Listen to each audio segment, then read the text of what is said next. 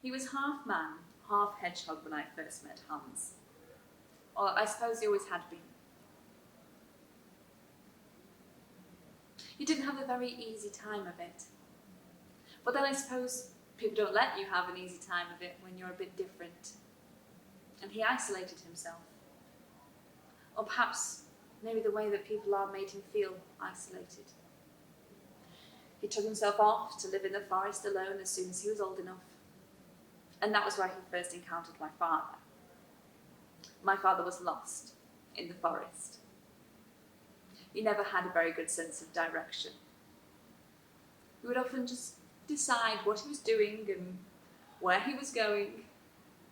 And no one, neither you nor I, nor a sat-nav device in the world, could convince him otherwise. I wonder if he's still the same. I never read the news from my old kingdom anymore. Kingdom. Such a big word. When I use it now, I say it all grand, like kingdom.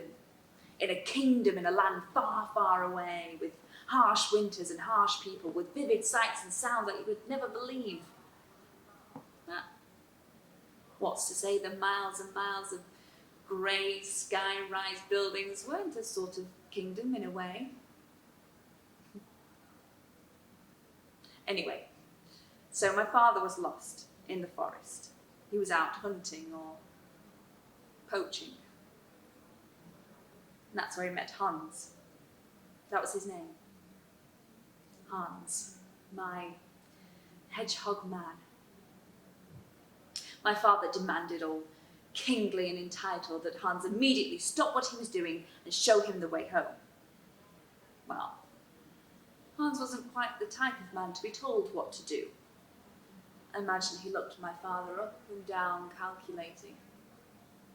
And then he agreed. He would show him the way home, in exchange for the first thing that greeted him on his arrival. So they set off back to the kingdom. You can see where this is going.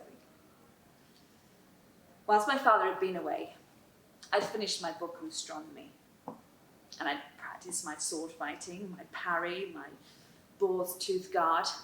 Sword fighting is as useful a skill as it's ever been. And I'd visited the areas in my kingdom that needed some urgent attention. I had so much to tell my father, though I saw him from the tallest tower block, 14 stories in fact. He used to sway when there was a storm. I ran down the steep stairs 3 at a time as fast as I could. The lift was always broken. And out, across the scrubby grass, the castle lawns, if you will. And I lessened the distance between us as fast as I could. And my father, he didn't even raise a hand to warn me. "That'll be mine then," Hans said, and then walked away. My father explained the agreement that they had on the way back to the flats, but told me he had no intention of keeping his word.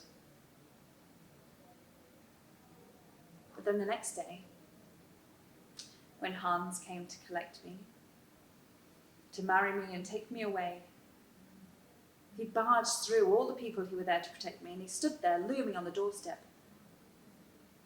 My father,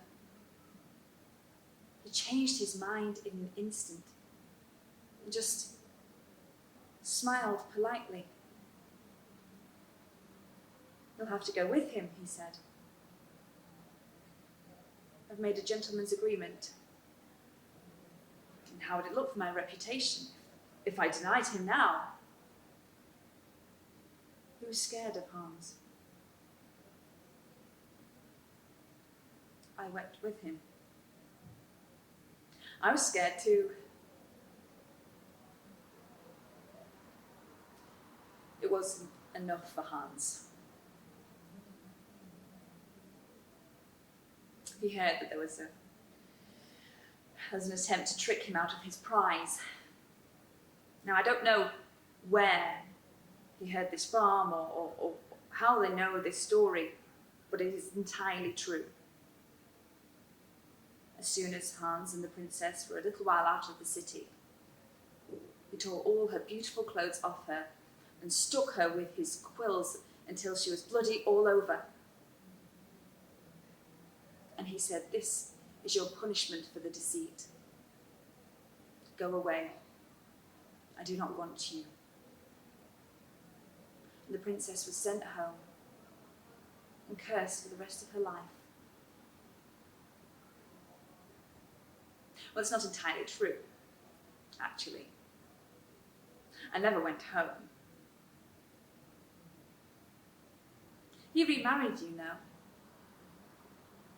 They often don't in fairy tales, or if they do, it's to some cruel woman who sends her children out into the forest or sets them to sweeping ash by the fireplace for eternity. No, he married a nice girl, a princess, actually. I saw the wedding photos. She was pretty and happy. I wonder if she knew. I often wondered whether I should write to her and warn her about him. I thought about how I would start that if I did. You look happy. No. I hope you are happy. No. I hope you are as happy as you look. And that you will live happily ever after.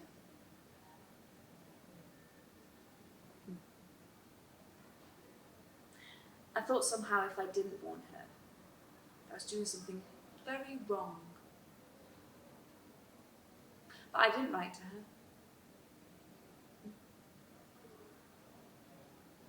Maybe she knew. Maybe she'd heard. Perhaps he had told her. If she had heard, I wonder what they'd said. Or if he'd told her, I wonder how he'd started. Or maybe it wasn't, maybe it was me. I don't know, maybe if I'd been more tolerant or understanding or accepting that he and I had very different upbringings, and maybe he didn't know that what he did to me was so wrong. No, he knew.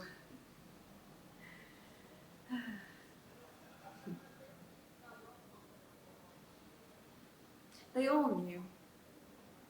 Him, my father, all those people who were there to protect me. They let me go with him. I was taken away from my home. And he hurt me. And no matter how you look at it, this was not my fault. A woman is thrown out of a carriage, and 7 years later she sat here, wondering if perhaps if she'd been nicer or done something or said something to make all those men feel better for how they treated her. No. While I've got the screen time, this is not his story. This is mine. I will not think about him anymore. His time is up. The clock has struck midnight and bibbidi bobbidi boo, he is done, finished. I will not think about him anymore. I will not talk about him anymore.